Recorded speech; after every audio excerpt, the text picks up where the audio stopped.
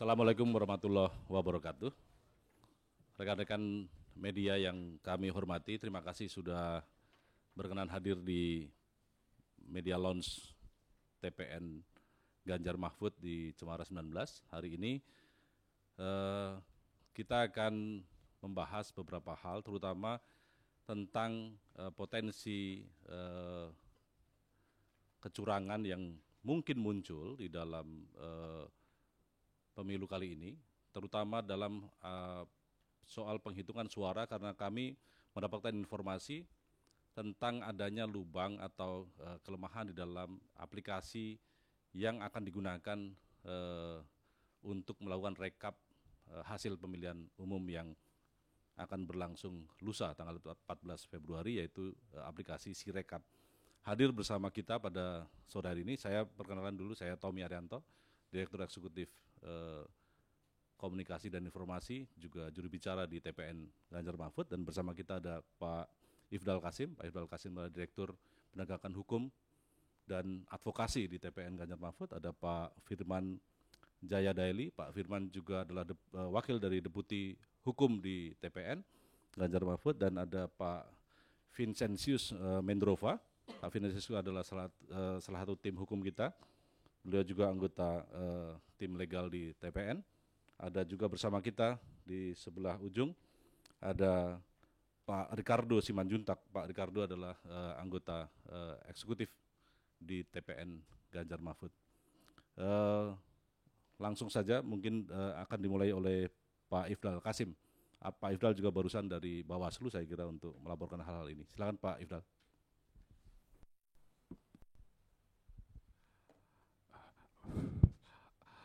Terima kasih. Rekan-rekan media yang saya hormati, pertama-tama kami dari TPN Ganjar Mahfud mengucapkan terima kasih atas kehadiran rekan-rekan pada sore hari ini, mendengarkan keterangan yang akan kami sampaikan terkait dengan pelanggaran-pelanggaran pemilu yang terus berlangsung menjelang besok akan diadakan pemungutan suara pada hari Rabu besok, ya, 2 hari lagi. Nah, yang pertama kami ingin menyampaikan terkait dengan apa yang baru saja kami laporkan di Bawaslu, yaitu terkait dengan perhitungan suara yang didesain oleh KPU yang ternyata aplikasi berpotensi menguntungkan salah satu pasangan calon. Nanti detailnya akan disampaikan oleh Bang Vincentius yang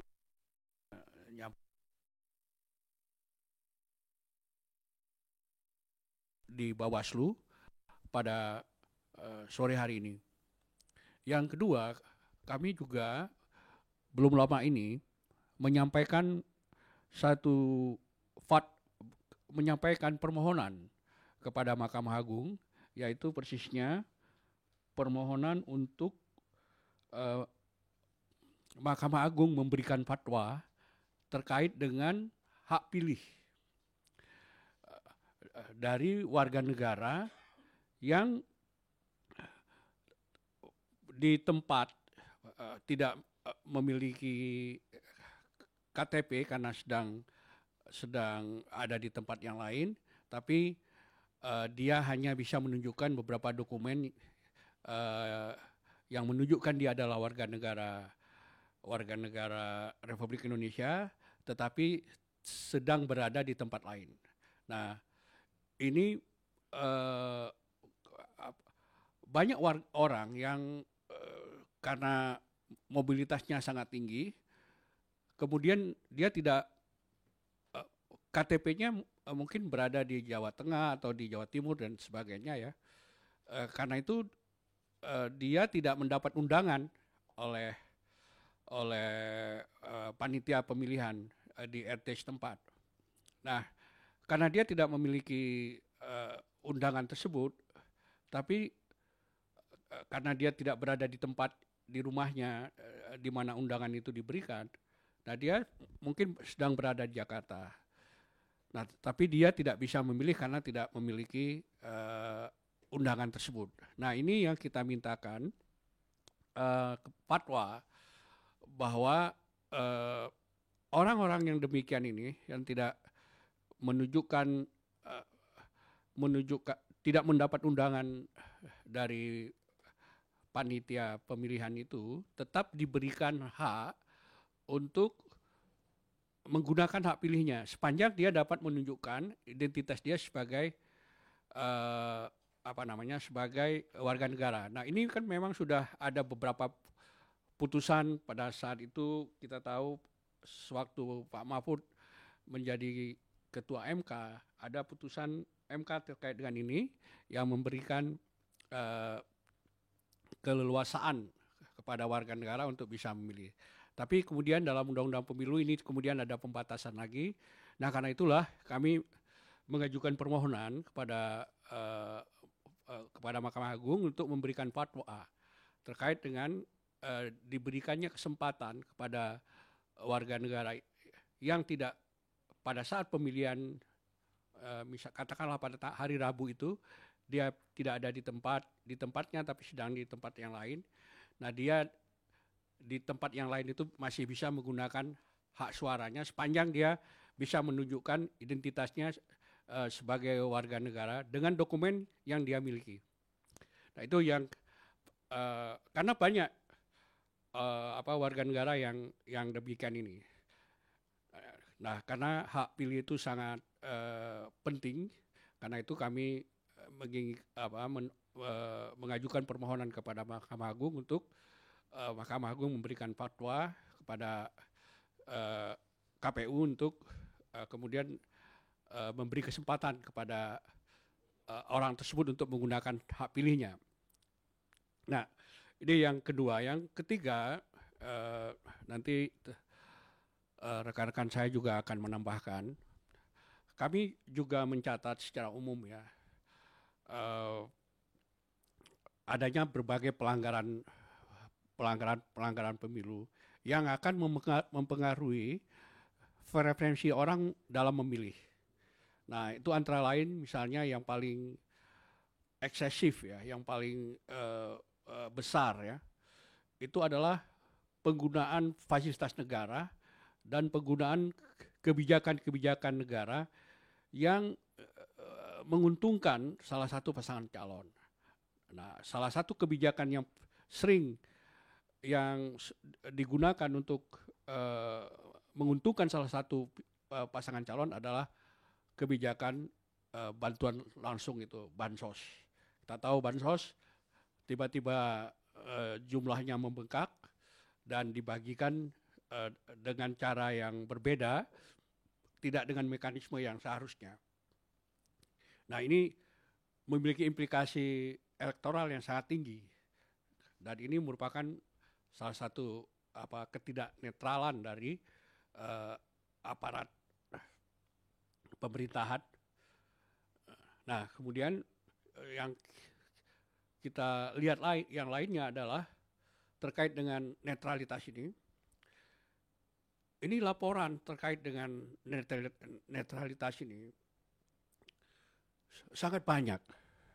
Bahkan kalau kita mengikuti berbagai macam perbincangan di media sosial dan juga di media cetak dan juga media-media online, ketidaknetralan dari aparatus negara seperti polisi, TNI, dan seterusnya itu makin sering terungkap. Nah, ini menunjukkan kita agak khawatir ya pada pemilu yang akan berlangsung tanggal 14 ini. Memang benar-benar ada skenario yang menginginkan pemilu ini berjalan satu putaran. Nah, karena menginginkan pemilu harus satu putaran, maka dilakukan berbagai bentuk pelanggaran. Kami memiliki data mengenai pelanggaran-pelanggaran ini. Kami mulai catat dari mulai ditetapkannya pasangan calon sampai kepada tahap kampanye dan seterusnya. Nah, di pentahapan ini kami semua punya data pelanggaran-pelanggarannya yang itu nanti akan kami gunakan dalam kalau nanti terjadi sengketa dalam hasil pemungutan suara nanti. Tapi kami punya data yang sangat banyak, termasuk yang kami laporkan di berbagai Bawaslu, baik di pusat, di daerah provinsi, kabupaten maupun kota di seluruh Indonesia. Kita sudah melaporkan berbagai pelanggaran yang terjadi di berbagai tempat itu. Nah, ini data paling banyak dari pelanggaran ini adalah netralitas, ya. Kemudian pembagian money politik itu juga paling banyak yang terjadi. Nah, ini secara umum yang ingin saya sampaikan. Nanti akan saya minta Pak Firman menambahkan apa yang kami lihat selama ini. Terima kasih, Pak.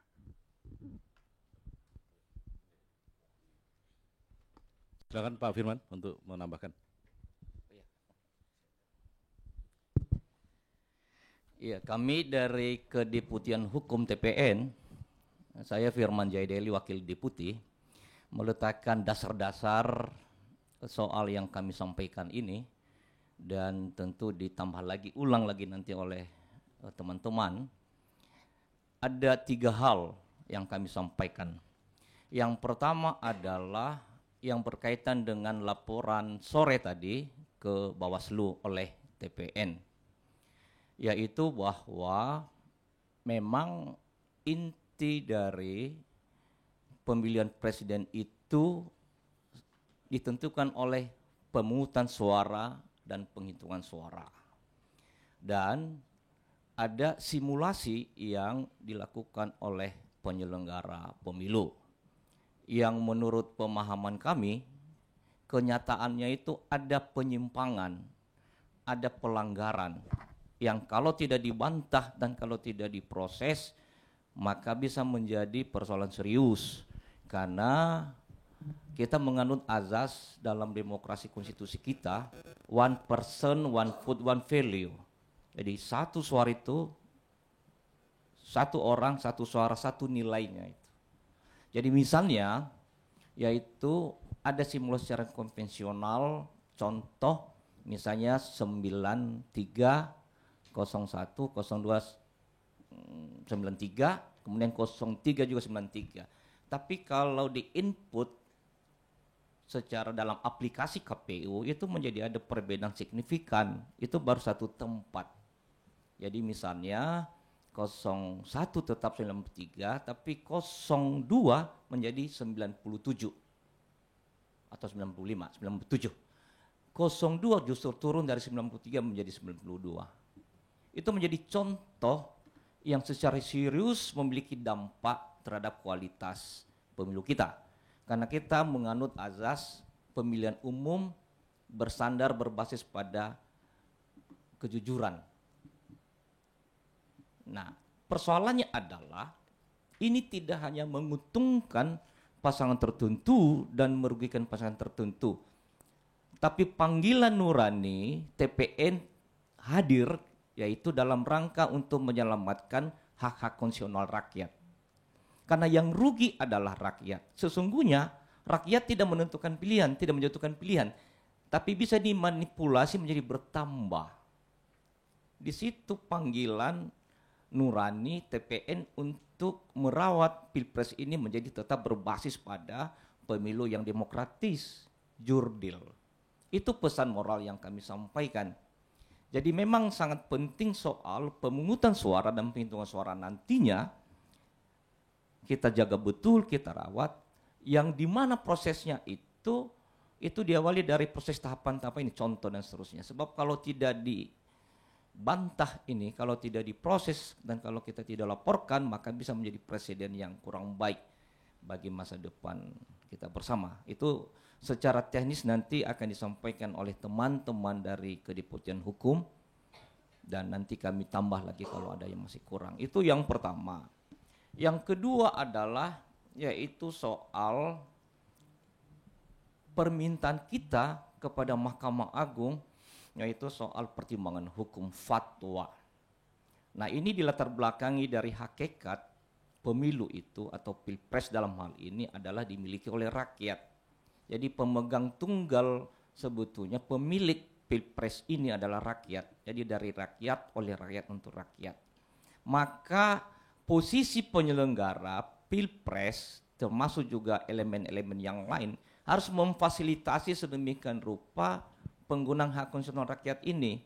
Jadi jangan sampai karena persoalan teknis, misalnya karena di satu kota ada tugas tanggung jawab yang dia tidak bisa tinggalkan, maka dia tidak bisa menggunakan hak pilih hanya karena prosedur yang birokratis. Sebetulnya Mahkamah Konstitusi dulu tahun 2009, waktu Ketua Mahkamah Konstitusinya Pak Mahfud MD, menghadirkan satu terobosan hukum, yaitu bahwa penggunaan hak suara waktu itu berbasis KTP saja. Cukup KTP. Dan KTP dibawa ke TPS karena memang ada surat suara yang lebih memang itu sekian persen. Nah, oleh karena itu maka kali ini TPN kita tidak melihat dari sudut pandang ini kepentingan siapa, kepentingan paslon dan kepentingan kelompok tertentu, tapi demi untuk kepentingan rakyat, kedaulatan rakyat.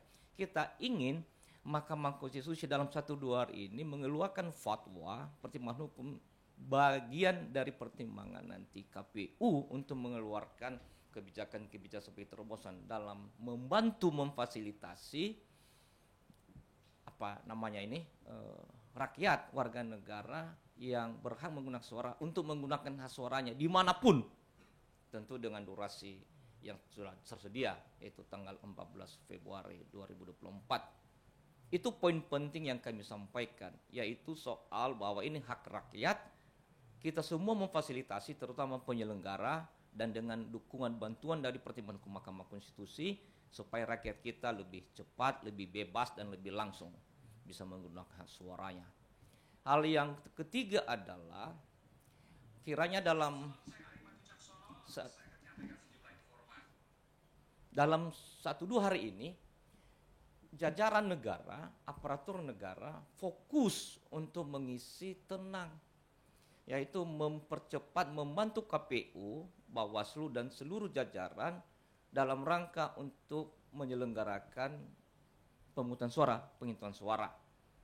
Jangan lagi ada berbagai bentuk jenis yang seperti yang disampaikan tadi oleh Mas Ifdal masih menggunakan tupoksinya yang sebetulnya bukan tupoksinya tapi menyalahgunakan kekuasaan demi kepentingan tertentu, kepentingan pasangan tertentu yang merugikan masyarakat, merugikan juga pasangan tertentu. Jadi kita ingatkan ulang bahwa aparat negara netralitas itu bukan dibunyi-bunyian tapi benar-benar harus dilakukan di berbagai tempat.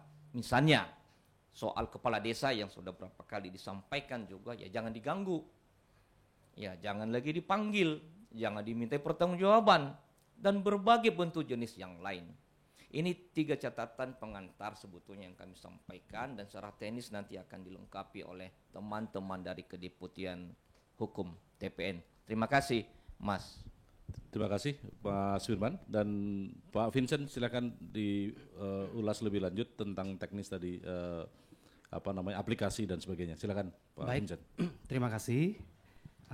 Mungkin saya lebih kepada teknisnya. Pertama bahwa kita dari Kedeputian Hukum 1-2 hari ini kita menerima berbagai informasi berkaitan dengan aplikasi Sirekap KPU yang dimiliki oleh KPU sendiri. Ini merupakan aplikasi resmi dari KPU yang tujuannya untuk merekapitulasi hasil dari pencoblosan tanggal 14 Februari 2024 ini, yang mana hasil formulir C1 hasilnya ini akan nanti diinput di dalam aplikasi Sirekap yang dimiliki oleh KPU. dari 1-2 hari ini kita menerima berbagai informasi dan juga pengaduan bahwa di dalam aplikasi Sirekap ini ditemukan ada kelemahan. Kita tidak dalam rangka menuduh ada bentuk rekayasa, tapi kita melihat bahasa lebih sederhananya, kita menyederhanakan ini, kita menemukan ada bentuk kelemahan yang dimiliki oleh aplikasi Sirekap ini. Apa kelemahannya? Berdasarkan bukti yang kami miliki, di dalam input yang dilakukan oleh simulasi KPPS, kita melihat bahwa input hasil formulir C1 hasil itu, jika di-input, saya kasih contoh misalnya, itu nomor urut 193, nomor urut 293, nomor urut 393, ini karena simulasi jadi angkanya sama. Namun di hasil dari rekapitulasi aplikasi Sirekap ini, kemudian terjadi kelemahan. Kelemahannya apa? Ada penambahan angka di salah satu nomor urut dan ada pengurangan di salah satu nomor urut. Ya. Kalau kami lihat berdasarkan bukti yang kami miliki ini kita bukan dalam rangka menuduh paslon lain, tetapi di simulasi yang kita dapat ini kenaikan itu terjadi di paslon 02, gitu ya. Dan pengurangan itu terjadi di paslon 03. Ini hasil simulasi. Nah, berdasarkan informasi yang kami dapatkan, bukti-bukti yang kami dapatkan juga, maka kelemahan yang dimiliki oleh aplikasi Sirekap ini, kita melihat bahwa ini penting untuk diinvestigasi lebih lanjut, ya, menjadi atensi daripada Bawaslu RI. Karena apabila di dalam simulasi ini kemudian terjadi pada saat penginputan yang dilakukan oleh petugas KPPS, bisa dibayangkan di seluruh Indonesia kurang lebih ada 850.000 TPS. Kalau terjadi 2-3 penambahan saja suara, ada berapa juta suara yang bertambah akibat dari kelemahan aplikasi Sirekap KPU tersebut. Ya, ini bukan, kita tidak menuduh bahwa ada rekayasa salah satu paslon di sini, tapi berdasarkan bukti simulasi yang kami dapatkan. Berhubung berkaitan dengan itu, maka TPN Ganjar Mahfud, Kedeputian Hukum, telah membuat laporan ke Bawaslu tadi siang. Kita melaporkan berkaitan dengan kelemahan yang dimiliki oleh aplikasi Sirekap ini. Kita minta 3 hal di dalam permohonan kita. Yang pertama adalah ini menjadi atensi daripada Bawaslu untuk dilakukan investigasi, ya. Yang kedua, Bawaslu turut serta dalam mengawasi ini secara langsung. Kalau bisa itu dilakukan pengkajian IT berkaitan dengan aplikasi ini. Dan yang ketiga, permintaan kita adalah dilakukan uji coba simulasi antara KPU dengan tim pemenangan Ganjar Mahfud. Itu 3 hal itu yang menjadi permintaan kita di dalam laporan di Bawaslu. Dan tadi kita sudah menerima, ada tanda terimanya yang sudah kita laporkan. Ini ada tanda terima dari Bawaslu, ya. Dan kita juga tadi hasil simulasi itu kita punya bukti berkaitan dengan bukti yang tadi terjadi penambahan di salah satu paslon dan terjadi pengurangan di salah satu paslon. Kita punya bukti, contoh-contoh simulasinya ini. Ya, ini misalnya suara di dalam simulasi ini masing-masing paslon ini 93, 01, 0293 dan 0393. Karena ini simulasi sehingga ini disamakan angkanya. Ya. Oke, sudah. Lalu hasil dari input formulir C hasil ini ini di dalam halaman data formulir C hasil, ini terdapat penambahan suara dan pengurangan suara. Ya, tadi kalau saya tadi perlihatkan, maka di hasil berikutnya yang akan nanti menjadi informasi kepada publik hasil dalam aplikasi Sirekap ini paslon 01 93, paslon 02 naik dari 93 menjadi 97 dan paslon 03 itu berkurang menjadi 92. Nah, di dalam simulasi ini diberikan catatan. Ada catatannya bahwa hasil OMR dinyatakan tidak sesuai dengan yang tertera pada formulir C hasil oleh KPPS. Artinya memang ada catatan di dalam aplikasi ini menyebutkan bahwa ini ada ketidaksesuaian. Jadi makanya tadi kita juga tidak dalam rangka menuduh, bisa jadi ini adalah kelemahan dalam sistem aplikasi yang dimiliki oleh KPU. Namun tetap saja ini menjadi perhatian kita bersama. Jadi itu yang berkaitan dengan aplikasi Sirekap dan kita sudah laporkan, kita meminta bahwa ini menjadi atensi tinggal terhitung sekarang berarti tinggal 3 hari lagi ya. 3 hari lagi dari sekarang. Nah, kita berharap ini menjadi atensi daripada Bawaslu supaya pada saat proses penginputan ini tidak terjadi permasalahan atau tidak terjadi kelemahan-kelemahan yang bisa merugikan salah satu paslon atau kesemua paslon. Jadi itu yang secara teknis kami laporkan. Mungkin itu saja. Tadi sudah kami sampaikan. Baik, Pak Vincent dan mungkin Pak Ricardo mau menambahkan. Pak Ricardo, ada yang mau ditambah nggak? Nggak ada? Nggak ada, cukup ya.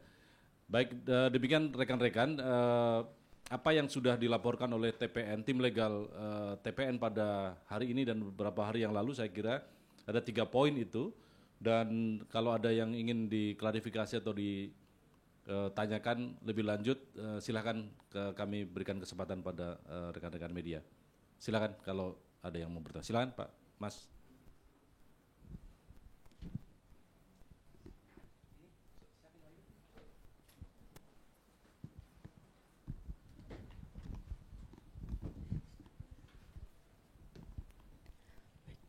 Baik, Assalamualaikum warahmatullahi wabarakatuh. Salam. Selamat sore, saya Erlangga Rokadi dari TVRI.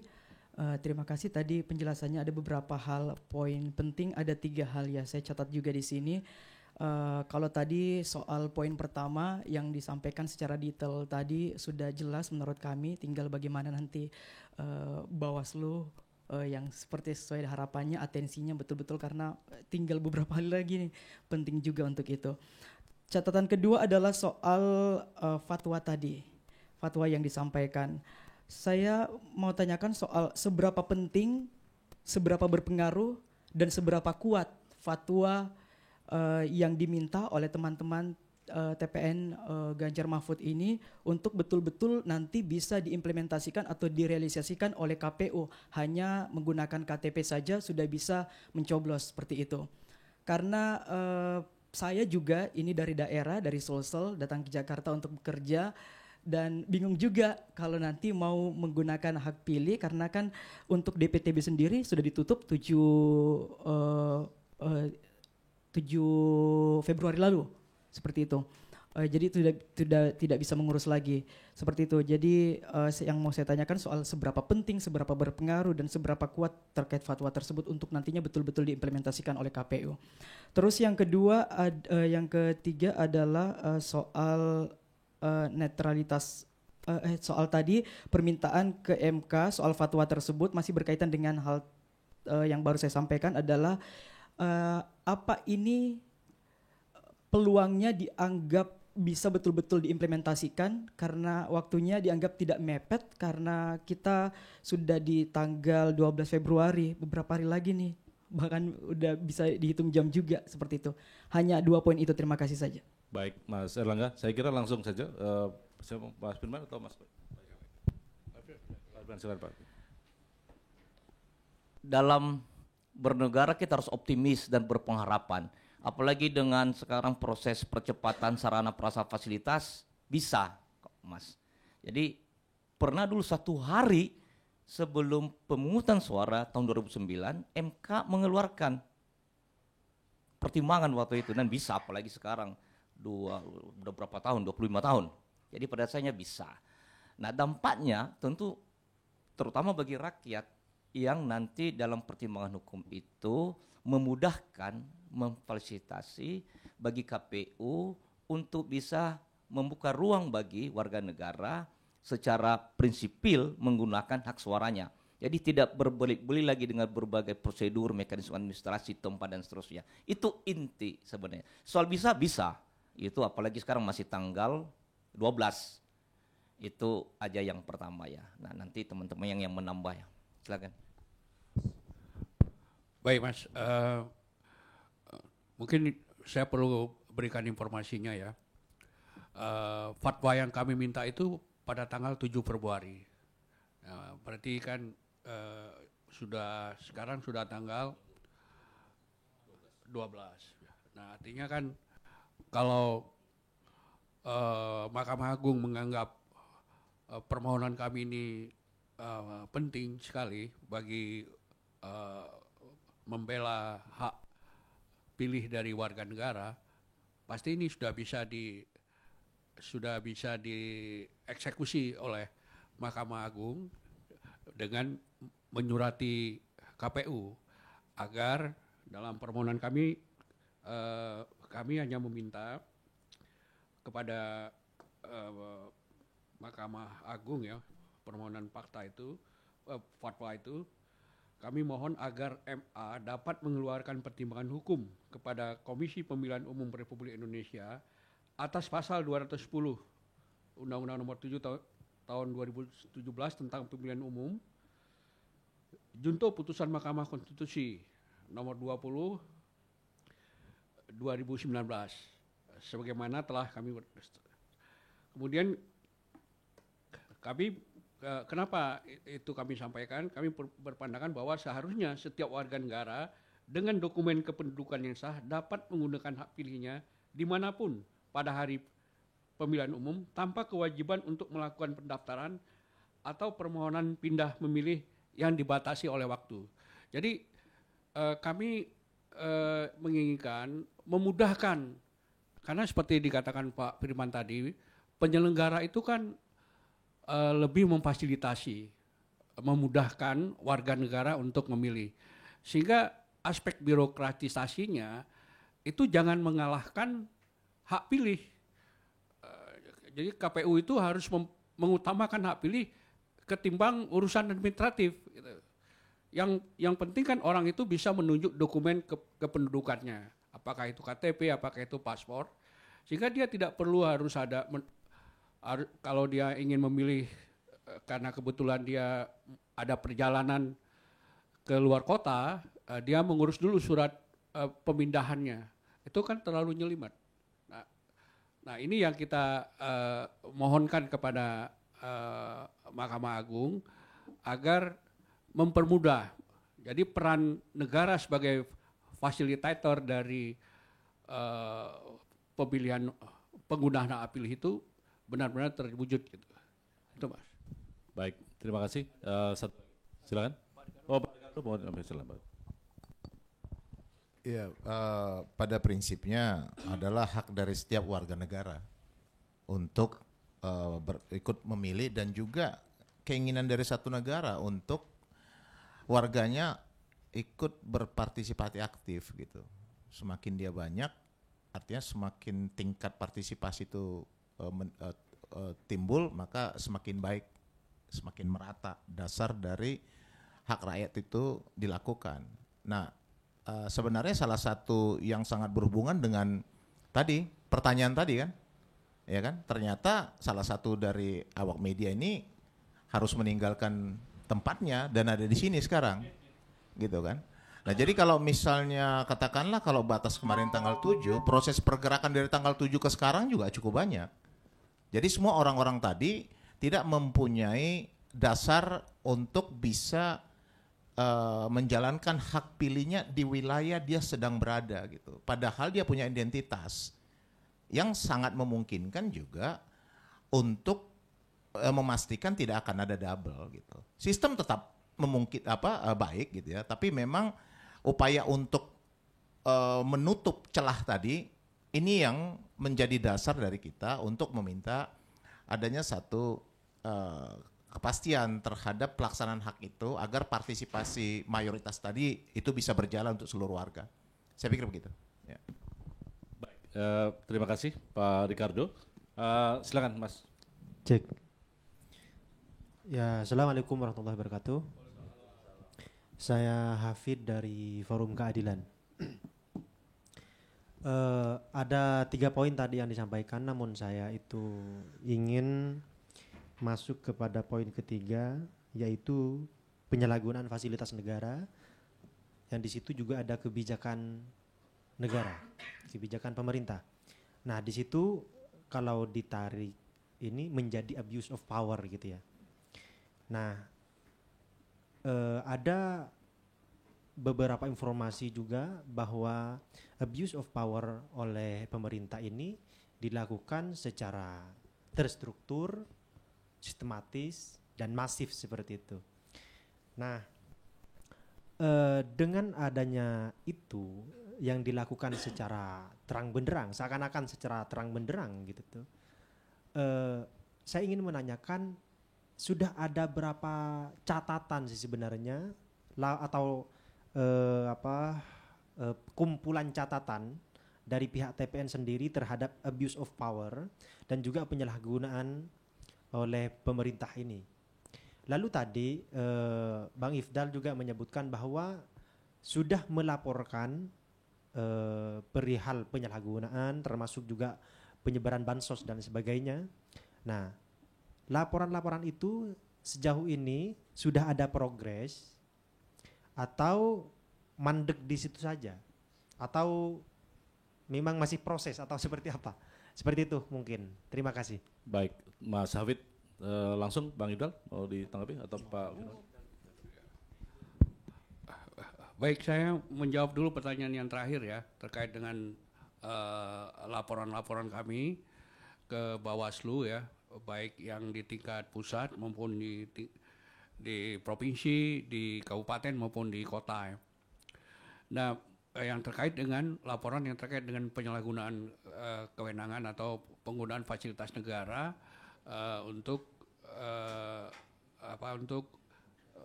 menguntungkan salah satu pasangan calon itu, atau lebih umum adalah netralitas, terkait dengan netralitas. Nah, ini laporan-laporan yang kami masukkan ke Bawaslu ya, kebanyakan ya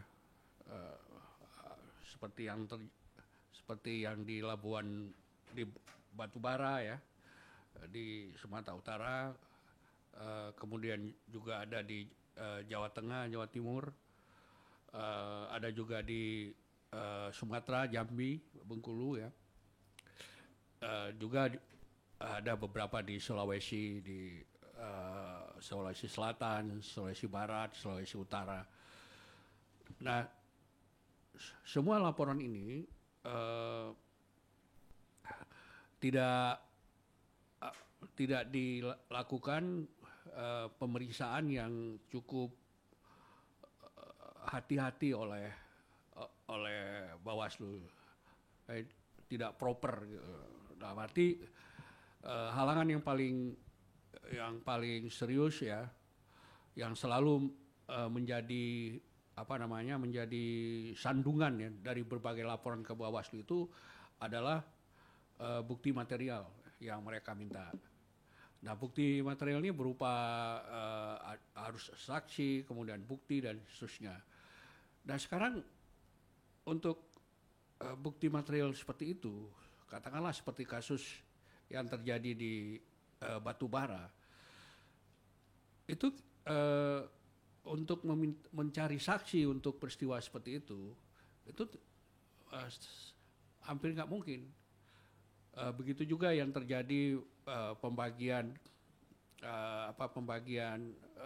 uang di salah satu sekolah atau pesantren, praktis tidak ada yang mau menjadi saksi untuk memberi keterangan terhadap hal itu. Juga seperti yang terjadi di Jawa Timur yang ramai ya, Gus Miftah yang membagi-bagi uang yang sempat viral itu. Itu juga Bawaslu Pamekasan itu juga kesulitan dalam mendapatkan saksi untuk memberi keterangan yang valid terhadap itu. Jadi hampir semua laporan-laporan ke Bawaslu ini sulit terpenuhi, hanya ada 1-2 seperti misalnya Bawaslu DKI ya, itu menyatakan pertemuan kepala-kepala desa, organisasi kepala desa abdesi di GBK itu pelanggaran, termasuk juga pada saat bagi-bagi susu di saat Car Free Day ya, itu juga pelanggaran. Tapi Bawaslu pusatnya malah berpendapat lain terhadap apa yang dilakukan oleh Bawaslu DKI. Jadi kita melihat dengan demikian ya, Bawaslu yang kita harapkan menjadi pengawas terhadap penyelenggaraan pemilu ini juga tidak bertindak proper.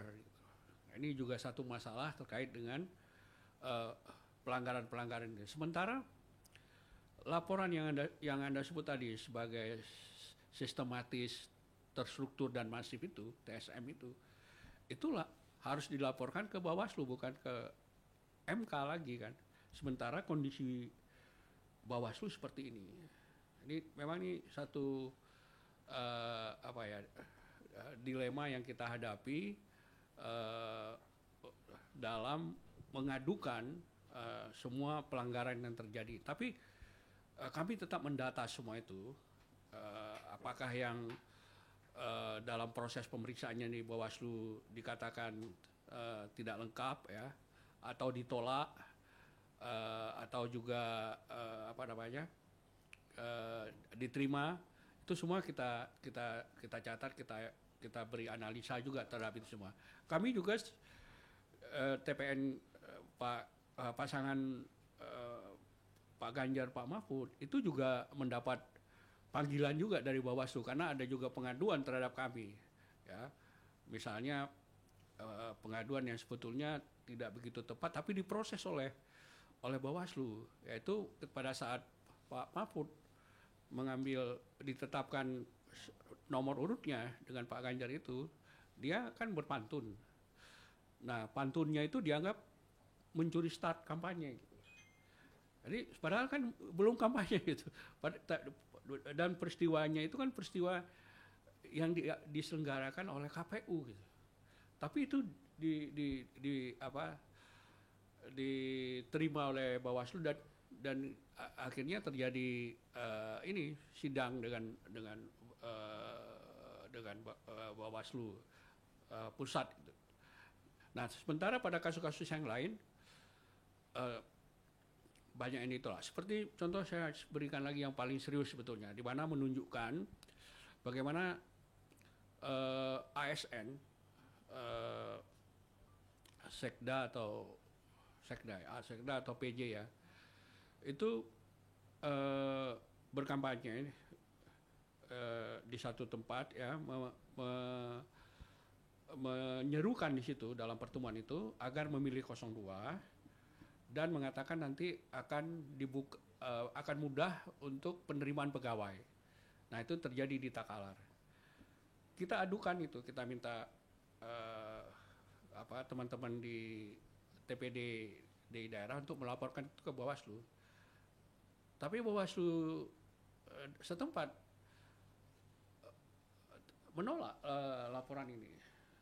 Jadi dianggap tidak ada pelanggaran undang-undang pemilu, tapi melanggar undang-undang lain, yaitu undang-undang yang terkait dengan ASN, bukan undang-undang pemilu. Jadi macam-macam opininya, termasuk ada juga bagi-bagi uang di Parepare, juga tidak diproses dengan baik oleh Bawaslu setempat.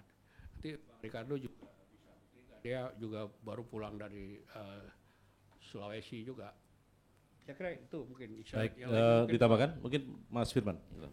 Makanya kami terus-menerus menginginkan Bawaslu, ya, dan kami juga mohon kita bersama dengan kawan-kawan media mengingatkan dan mendukung Bawaslu. Karena yang kami laporkan secara kuantitatif itu 400-an.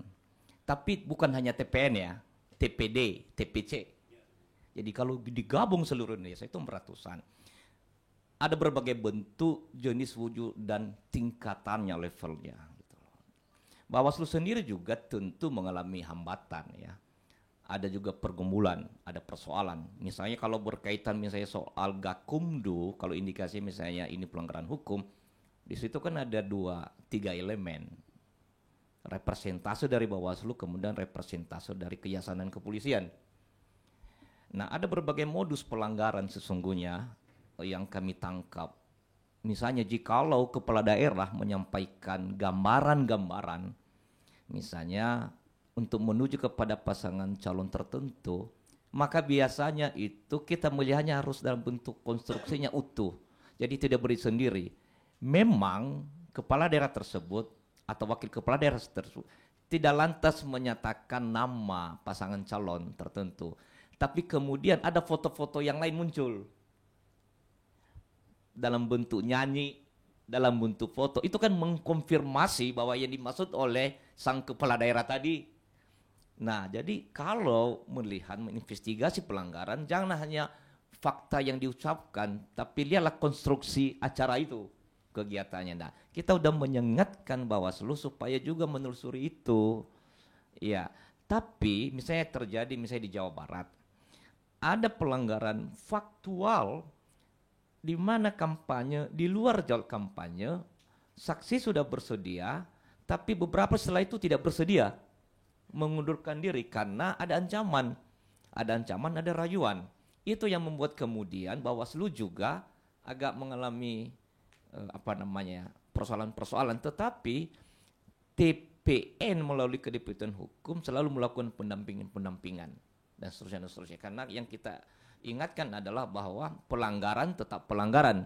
Jikalau ada pelanggaran maka sama dengan harus ada penghukuman supaya tidak ada pembiaran.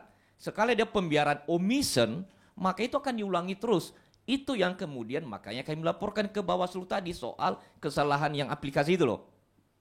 Karena ini kan ilmu coba-coba. Sekali salah, kalau tidak ada yang memprotes, maka kemudian pada saat pemungutan suara dan penghitungan bisa terjadi sedemikian rupa. Yang rugi bukan 03 semata, tapi rakyat, pemegang mandat sesungguhnya, pemilik pilpres yang sesungguhnya. Jadi kalau ditanya tadi bagaimana dampaknya, bagaimana jumlah pelaporan proses, ada yang sudah diproses oleh Bawaslu, ada juga yang ditindak, tapi juga ada yang masih bersifat pengadministrasian. Ada juga yang dikembalikan karena tidak memenuhi dan seterusnya itu. Nah, nanti teman-teman yang menyampaikan soal penggunaan sarana prasarana fasilitas itu sudah banyak lah. Teman-teman jurnalis juga media kan sudah mengetahui. Ya, baru-baru ini misalnya juga Gubernur Kepri menggunakan misalnya pada saat pendekatan bantuan sosial. Kita juga dapat laporan itu. Belum sampai di tingkat bawah lagi. Demikian Mas Tommy. Ya, baik Pak Firman. Ada yang mau ditambahkan Pak Ricardo? Cukup? Teman-teman, ada yang mau ditanyakan lagi? Kalau tidak, saya kira cukup dari TPN. Ada beberapa hal, saya kira tadi ada 3 poin yang penting untuk digarisbawahi tentang laporan TPN, tim legal TPN ke Bawaslu tentang adanya kelemahan yang ditemukan dalam aplikasi Sirekap yang kemungkinan besar bisa mempengaruhi hasil dari pemilihan umum pada Rabu mendatang, tanggal 14 Februari. Yang kedua, mengenai permintaan fatwa yang sebenarnya sudah dimintakan pada 7 Februari. Jadi waktunya cukup ya, tidak mendadak. Jadi bukan hanya saat ini diminta, tapi sudah beberapa waktu yang lalu, dan waktu yang diperlukan untuk itu mestinya memadai jika memang dianggap ini sebagai satu hal yang penting untuk memberikan hak kepada rakyat menentukan pilihannya pada pemilu yang akan datang. Yang ketiga, tadi soal penggunaan fasilitas negara, penggunaan kekuasaan dan sebagainya yang mengarah pada pelanggaran netralitas aparat negara yang seharusnya memberikan ruang yang seluas-luasnya kepada rakyat untuk memberikan suaranya secara jujur, adil, dan bisa dipertanggungjawabkan secara transparan. Saya kira itu yang kami bisa sampaikan pada sore ini, dan rekan-rekan media kami sekali lagi menyampaikan terima kasih dan penghormatan untuk waktu dan kesediaannya pada sore hari ini. Sekali lagi terima kasih. Wassalamualaikum warahmatullahi wabarakatuh.